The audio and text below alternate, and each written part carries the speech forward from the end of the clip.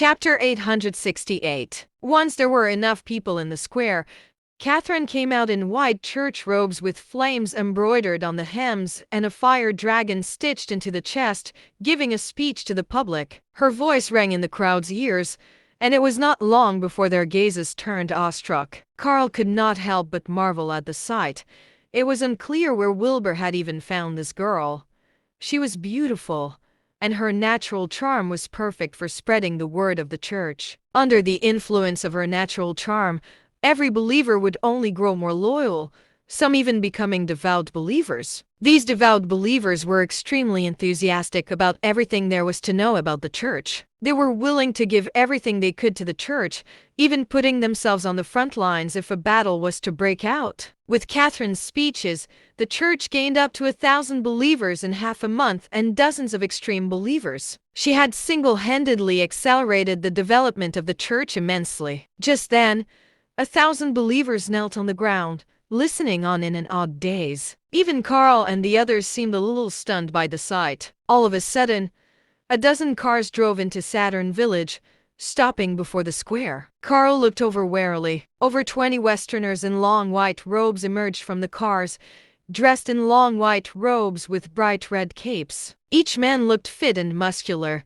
The robes had a cross embroidered on the chest, and a long sword with a cross-shaped hilt tied to their waists. They lined up in a row after getting down, expressions stern. At last, the man in the same white robes but a red cape with gold hems got out and faced the square. Carl exchanged a glance with Dawson and Cameron and headed towards the man. Dawson and Cameron followed closely behind as well. "We welcome the Red Archbishop of the Church of Holy Illuminati. Is anything the matter?"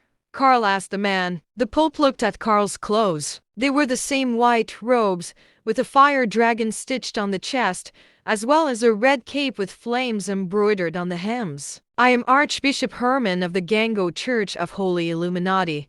Who are you?" It was clear that he was asking a question he knew the answer to, and Carl frowned. "I'm the Archbishop of the Gango Church of the Fire Dragon Lord." "How dare you?" Herman shouted angrily. "Blasphemy! How dare you use the name of the Lord this way? You are tainting the name of our church." Carl's expression darkened. "The Fire Dragon Lord has always been a part of our nation's history. What is blasphemous about that? How dare you deny it?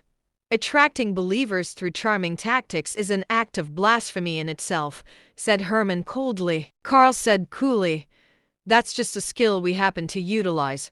Besides, I don't really think you have a say in how we bring in believers, do you? All acts of blasphemy shall be subject to the judgment of the Lord.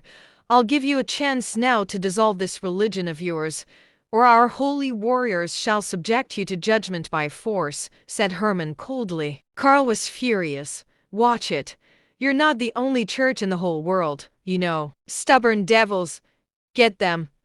Herman shouted, and over 20 holy warriors drew their swords. Catherine and the believers sensed that something was off and looked over. Omar crowded over with a dozen of members of the church militia, their guns raised. Herman smirked coldly.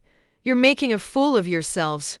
Do you think you'll be any match against our holy warriors?" He waved a hand, and a few holy warriors shot out like cannons into Omar's church militia. Cries of agony rang through the air. Within the next minute, all the members of the church militia, including Omar, had been cut on their hands and were forced to drop their weapons. Cameron and Dawson widened their eyes in alarm. Each of the holy warriors was of ambience level, making regular mortals no match for them. The Church of the Holy Illuminati really was powerful. Just then, Herman said coldly, "Let this be a lesson to you. I'll have no choice but to wipe all of you out if you still refuse to dissolve."